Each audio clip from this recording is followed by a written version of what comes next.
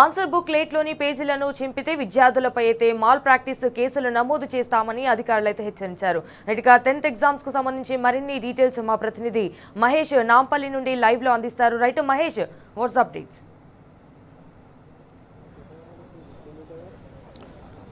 సంజన, మరి కాసేపట్లో రాష్ట్ర వ్యాప్తంగా 10వ తరగతి పరీక్షలు ప్రారంభం కానున్నాయి. రెగ్యులర్ విద్యార్థులు 5,17,000 మంది కాగా మరొక ఫెయిల్ అయిన విద్యార్థులు మరో 10,000 మంది, మొత్తం కలిపి 5,28,000 మంది పరీక్షలు రాయనున్నారు. మరి కాసేపట్లో పరీక్షలు ప్రారంభం కానున్నాయి. 9:30 నుంచి మధ్యాహ్నం 12:30 వరకు కూడా ఈ పరీక్షలు కొనసాగుతాయి. ఇప్పటికే విద్యార్థులంతా కూడా సెంటర్ వైపు చేరుకున్న పరిస్థితి కనిపిస్తూ ఉంది. రాష్ట్ర వ్యాప్తంగా కూడా 2,676 సెంటర్లు ఏర్పాటు చేశారు. ఇక గత ఏడాదిలాగే ఈసారి కూడా 5 నిమిషాల గ్రేస్ పీరియడ్ ఇచ్చారు. 9:35 వరకు కూడా ఇటు పరీక్షా కేంద్రంలోకి విద్యార్థులను అనుమతిస్తారు. ఇక పరీక్షా కేంద్రంలోకి వచ్చే విద్యార్థులు అటు పెన్ను, పెన్సిల్ తప్పించి అటు జామెట్రిక్ ఎక్విప్మెంట్ తో పాటు ఇక ఎలక్ట్రానిక్ పరికరాలను పూర్తిగా నిషేధించిన పరిస్థితి కనిపిస్తుంది. ఇక మొబైల్ ఫోన్స్ కూడా నిషేధంలో ఉన్న పరిస్థితి కనిపిస్తుంది. ప్రస్తుతం మనం నాంపల్లి సెంటర్ వద్ద ఉన్నాం. ఇక్కడ కాసేపటి క్రితం ఇటు విద్యార్థులంతా కూడా అటు సెంటర్ లోపలికి చేరుకున్న పరిస్థితి కనిపిస్తుంది. ఇక ప్రతి పరీక్షా కేంద్రం వద్ద కూడా ఇటు పోలీసుల బందోబస్తు కూడా ఏర్పాటు చేసిన పరిస్థితి కనిపిస్తోంది. ఎగ్జామ్ సెంటర్ పరిసర ప్రాంతాల్లో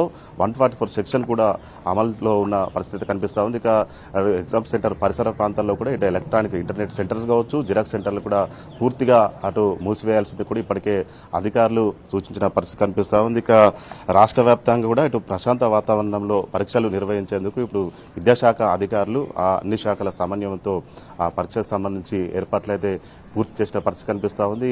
అటు ఆర్టీసీ సంబంధించి కూడా అటు ఎగ్జామ్ సెంటర్లకు చేరుకునేందుకు ప్రత్యేకంగా ఇటు బస్సులను కూడా అటు అందుబాటులో ఉంచిన పరిస్థితి కనిపిస్తూ ఉంది. ఇక ప్రతి ఎగ్జామ్ సెంటర్ వద్ద కూడా ఇటు ఒక సిట్టింగ్ స్క్వాడ్ కూడా అందుబాటులో ఉంటున్న పరిస్థితి కనిపిస్తుంది. ఇక ఇన్విజిలేటర్లకు సంబంధించి కూడా మొబైల్ ఫోన్స్ లోపలికి అనుమతి నిరాకరించిన పరిస్థితి కనిపిస్తుంది. ప్రతి ఎగ్జామ్ సెంటర్లో కూడా ఇటు తాగునీటికి సంబంధించి వసతులు కూడా ఏర్పాటు చేశారు. అంతేకాకుండా ఫ్యాన్స్ కావచ్చు, అవన్నీ కూడా ప్రత్యేకంగా ఏర్పాటు చేసిన పరిస్థితి కనిపిస్తూ ఉంది. ఇక ఎగ్జామ్ పేపర్లకు సంబంధించి సీసీ కెమెరాల నిఘాలో, సీసీ కెమెరా పర్యవేక్షణలో కూడా ఎగ్జామ్ పేపర్ ఓపెన్ చేయనున్నారు. ఇక ప్రభుత్వ పాఠశాలకు సంబంధించి 1,182 సెంటర్లు ఉండగా ప్రైవేట్ సంబంధించి 1,094 సెంటర్లు, పరీక్షా కేంద్రాలు కూడా ఏర్పాటు చేసిన పరిస్థితి కనిపిస్తూ ఉంది. ఇప్పటికే విద్యార్థులంతా కూడా పరీక్షా కేంద్రానికి అయితే చేరుకున్న పరిస్థితి కనిపిస్తూ ఉంది. ఈ రోజు నుంచి ప్రారంభమైన ఎగ్జామ్స్ ఏప్రిల్ 16 వరకు కూడా